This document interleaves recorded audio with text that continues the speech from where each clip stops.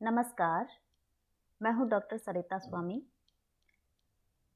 महाराजा Ganga Singh university Bikaner के BA part second के syllabus के विषय में थोड़ी जानकारी आपको दे दी जाए। बीए पार्ट सेकंड के संस्कृत में 2 प्रश्न पत्र होते हैं और प्रत्येक प्रश्न पत्र में कुल 3 खंड होते हैं।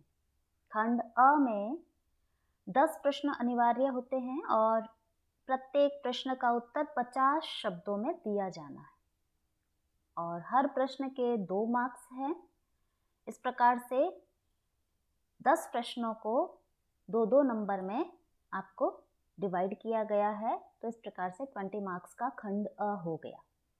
खंड ब में कुल 7 प्रश्न होंगे और उसमें से 5 के आपको आंसर देने हैं केवल। प्रत्येक प्रश्न का उत्तर लगभग 200 शब्दों में दिया जाना है और 8 मार्क्स का होगा एक प्रश्न।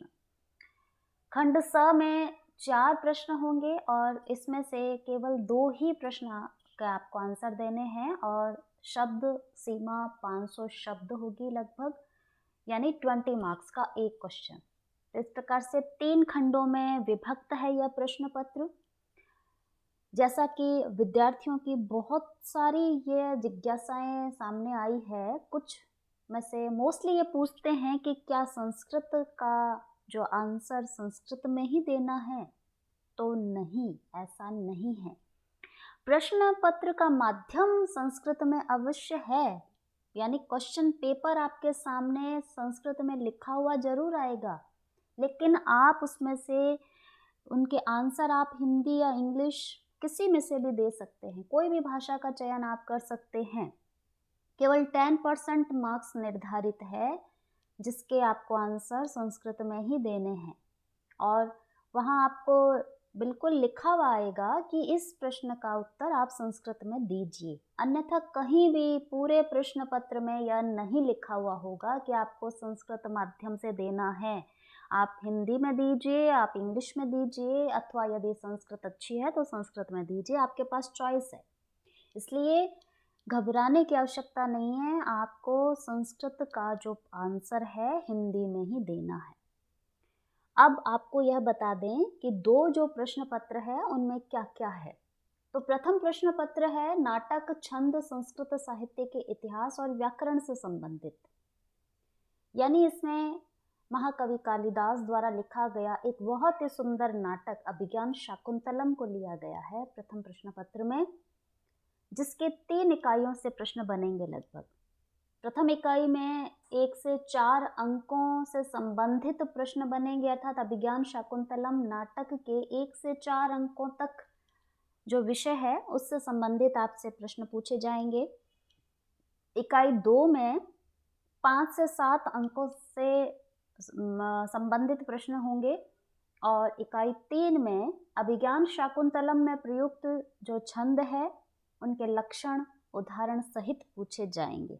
सभी छंद नहीं पूछे जाएंगे, कुछ छंदों का आपको पूछा जाएगा कि इनमें से 2 कीजिए या 1 कीजिए, तो आप उस लक्षण को उस उदाहरण में घटित करके बताना है। यानी पहले जो छंद पूछा गया है उसका आपको लक्षण लिखना है, फिर आपको अभिज्ञान शाकुंतलम में से ही कोई एक उदाहरण देना है और यह बताना है कि यह छंद कहाँ पर घटित हो रहा है, यानी इसके लक्षण यहाँ पर कैसे फिट हो रहे हैं, हमने कैसे पहचाना कि इस श्लोक में यही छंद है। बस आपको इतना ही बताना है। इकाई 4 आपकी व्याकरण से संबंधित है, जिसमें कृत, तद्धित और स्त्री प्रत्यय से संबंधित प्रश्न बनेंगे। कृत प्रकरण से भी निर्धारित प्रत्ययों को ही लिया गया है केवल, तो जैसे तव्यत, अनियर, यत, क्यप, ण्यत, त्रिच, णुवल, त, तवतु, त्वा, ल्युट, क्षत्रि, शानच, तुमुन और ल्यप। केवल मात्र आपको इन प्रत्ययों के विधायक सूत्रों को याद करना है और उसका एक उदाहरण देना है कि इस सूत्र को यहाँ पर ये उदाहरण के रूप में हम समझ सकते हैं। तद्धित प्रत्ययों में आपको मतुप, इन, ठक, त्व और तल बस इतने से प्रत्ययों को पढ़ना है। इनके जो भी इन प्रत्ययों से संबंधित सूत्र है उन सूत्रों को समझना है और उसका एक उदाहरण दे करके उसके अर्थ ज्ञान से संबंधित प्रश्न बनेंगे। स्त्री प्रत्ययों में भी आपके केवल मात्र 10 सूत्र दिए गए हैं। उन्हीं 10 सूत्रों को उदाहरण सहित वहाँ पूछा जाएगा। आपको सूत्र पूछ लिया तो आप उस सूत्र का एक्सप्लेनेशन आपको देना है और उसका एक उदाहरण देना है। तो ये स्त्री प्रत्यय 10 है आपके सूत्र, उनसे संबंधित प्रश्न है। अगली इकाई जो 5वीं इकाई है उसमें संस्कृत साहित्य के इतिहास से संबंधित प्रश्न है और उसमें भी 5 बिंदु दिए हैं। वीर काव्य, ऐतिहासिक काव्यों सहित अन्य काव्य, गीति काव्य, गद्य काव्य, नाट्य साहित्य और कथा साहित्य। अर्थात इन 5 बिंदुओं से संबंधित ही महत्वपूर्ण जो विषय है उनके प्रश्न बनेंगे और आपको इन प्रश्नों के उत्तर देने हैं। यानी ये आपका फर्स्ट पेपर है। इस पेपर में आपको इन्हीं जो पाठ्यक्रम है, ये सिलेबस जो दिया है, इन इकाइयों में से ही प्रश्न बने जाएंगे। सेकंड पेपर जो आपका है वह वैदिक साहित्य, गद्य साहित्य और व्याकरण से संबंधित है। इसमें पहली इकाई में ऋक् सूक्त है, यानी ऋग्वेद के कुछ देवता संबंधित सूक्त दिए गए हैं। उन सूक्तों का ही अध्ययन यहाँ पर अपेक्षित किया गया है। 7 सूक्त दिए गए हैं। अग्नि, वरुण, सूर्य, विष्णु, इंद्र, प्रजापति और संज्ञान। इनके आगे ये जो नंबर दिए गए हैं ये इन सूक्तों का नंबर है। जैसे अग्नि सूक्त है वो ऋग्वेद में लगभग 200 सूक्त अग्नि के हैं। तो हमें कौन सा सूक्त पढ़ना है? प्रथम मंडल का प्रथम सूक्त। केवल वही सूक्त हमारे सिलेबस में है। वरुण के लिए भी यहाँ स्पेसिफाइड हमें बता दिया है कि प्रथम मंडल का 25वां सूक्त ही हमें पढ़ना है। सूर्य प्रथम मंडल का 115वां सूक्त, विष्णु प्रथम मंडल का 154वां सूक्त, इंद्र दूसरे मंडल का 12वां सूक्त, प्रजापति 10वें मंडल का 121वां सूक्त और संज्ञान 10वें मंडल का 191वां सूक्त। चूंकि बहुत से ऋषियों ने अलग अलग अपने भावों को अभिव्यक्त किया है, इसलिए बहुत सारे एक ही नाम के सूक्त ऋग्वेद में पाए जाते हैं। यहाँ हमें बता दिया हमें कौन सा सूक्त पढ़ना है। और ये सूक्त भी बहुत बड़े नहीं हैं, छोटे छोटे ही हैं। किसी में 5, किसी में 7 मंत्र है, किसी में 10 मंत्र है, ज़्यादा नहीं है किसी। इकाई 2 है ईशावास्योपनिषद, जो यजुर्वेद का 40वां अध्याय है। उपनिषद नाम से घबराना नहीं है कि उपनिषद अर्थात बहुत बड़ा कोई काव्य होगा, कोई पुस्तक होगी, बहुत बड़ी कोई ग्रंथ होगा, ऐसा नहीं है। बहुत छोटी सी पतली सी आपकी पुस्तक है ये ईशावास्योपनिषद और बहुत ही सरल है, आपको स्वतः ही समझ आ जाएगी। इकाई 3 में गद्य साहित्य के अंतर्गत कादंबरी का एक अंश दिया गया है, सुकनाशोपदेश। तो उसका ही केवल मात्र गद्यांश पूछे जाएंगे। हिंदी में अनुवाद पूछा जाएगा, संस्कृत में गद्यांश दे दिया जाएगा छोटा सा और उसका हिंदी में अनुवाद अथवा कुछ सामान्य से प्रश्न बनेंगे। तो उससे संबंधित आपको कथा है तो समझ में आ ही जाएगी। और इकाई 4 में वाच्य पूछे जाएंगे। पहले तो कर्तृवाच्य, कर्मवाच्य और भाववाच्य, ये जो 3 वाच्य है, इन वाच्यों का सामान्य ज्ञान से संबंधित प्रश्न होंगे और वाच्य परिवर्तन भी होगा। यानी कर्तृवाच्य को कर्मवाच्य में यदि परिवर्तित करना हो तो कैसे करें, कर्मवाच्य को पुनः कर्तृवाच्य में चेंज करना हो तो कैसे करें। और ये कोई बहुत मुश्किल नहीं है, थोड़े से प्रयास से ही आपको आ जाएंगे।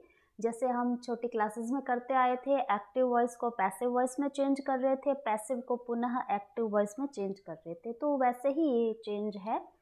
समास ज्ञान होगा, वह कुछ सूत्र दिए गए हैं समास के, उन सूत्रों से संबंधित ही प्रश्न होंगे। कुछ सूत्र है ये स्पेसिफाइड किए हुए हैं, सहसुपा, अव्यम, विभक्ति, नदि, निश्चय इत्यादि। तो ऐसे समास विषयक कुछ सामान्य प्रश्न पूछे जाएंगे, जैसे समास का अर्थ क्या होता है, समास विग्रह कैसे होगा, क्या होगा, समास के भेद कितने हैं, अव्ययभाव आदि की सामान्य विशेषताएं कौन सी होती है, कैसे पहचानेंगे कि अव्ययभाव समास है, ये कर्मधारय समास है या कोई अन्य समास है। तो इस प्रकार से सामान्य से प्रश्न होंगे, बहुत ज़्यादा घबराने की आवश्यकता नहीं है। अगली जो 5वीं इकाई है वो कारक प्रकरण से संबंधित है। उसके कुछ सूत्र दिए गए हैं, जैसे प्रथमा विभक्ति का हो गया प्रातिपदिकार्थ, लिंग, परिमाण, वचन मात्रे प्रथमा। इसके अलावा उपपद विभक्तियों से संबंधित भी कुछ सूत्र दिए गए हैं। तो कारक जो 6 कारक है, प्रथमा, द्वितीया, तृतीया, चतुर्थी, पंचमी और जो षष्ठी को जो संबंध कारक नहीं माना है, सप्तमी और संबोधन भी कारक के अंतर्गत नहीं है, केवल संबोधन तो संबोधन है, वैसे ही संबंध है, कारक नहीं है। तो इस प्रकार से उन सभी के संबंधित सूत्र स्पेसिफाइड किए हुए हैं। उन 16 सूत्रों का हमें 29 सूत्रों का हमें अध्ययन करना है और इन सूत्रों से संबंधित कुछ सूत्र भी पूछ करके उसका उदाहरण सहित व्याख्या पूछ ली जाए कि आप इस सूत्र को बताइए, एक्सप्लेन कीजिए और उसका एक उदाहरण भी दीजिए। अथवा क्या करेंगे कि कुछ सेंटेंस देंगे और उसके अंदर एक अंडरलाइन कर देंगे किसी जगह जहाँ पर कि वो समास प्रयोग कारक प्रयोग हुआ है, वो विभक्ति प्रयुक्त है, और आपको कहेंगे कि यहाँ ये जो विभक्ति आई है किस वजह से आई है, कौन सा सूत्र उसमें लगा है। तो उसका नाम बताना है, कौन सी विभक्ति है और कौन सा सूत्र लगा है वह बताना है। तो यह तभी हो पाएगा जब हम इन सभी 29 सूत्रों को पढ़ेंगे और उससे संबंधित जो भी उदाहरण हैं उनको समझने का प्रयास करेंगे। बहुत ज़्यादा मुश्किल नहीं है, बहुत ही सरल सा है यह, और आपने छोटी क्लासेस में भी कुछ पढ़े हैं, इसलिए आपको पढ़ते वक्त ऐसा लगेगा कि हाँ ये तो हमने पहले भी पढ़ा हुआ है। तो इस प्रकार से इन सूत्रों को समझ कर उनके उदाहरणों को यूज़ करके और उससे संबंधित ही हम उन वाक्यों को पहचानने का प्रयास कर सकते हैं। तो इस प्रकार से प्रश्न पत्र हो गए 2 आपके। फर्स्ट पेपर के अंतर्गत आपका अभिज्ञान शाकुंतलम हो गया और कुछ व्याकरण हो गया, और सेकंड पेपर के अंतर्गत वैदिक साहित्य हो गया और कुछ गद्य साहित्य और व्याकरण हो गया। तो ये 2 प्रश्न पत्र हैं। उन 2 प्रश्न पत्रों का संस्कृत में ही आएगा, क्वेश्चन पेपर आपका संस्कृत में आएगा, लेकिन आपको आंसर हिंदी में देना है, इसलिए घबराने की आवश्यकता नहीं है। फिर भी यदि आपके मन में कोई प्रश्न उठ रहे हैं तो आप कमेंट बॉक्स में पूछ सकते हैं। मैं जितना भी हो सके आपके उस क्वेरी को हल करने का प्रयास करूँगी। धन्यवाद।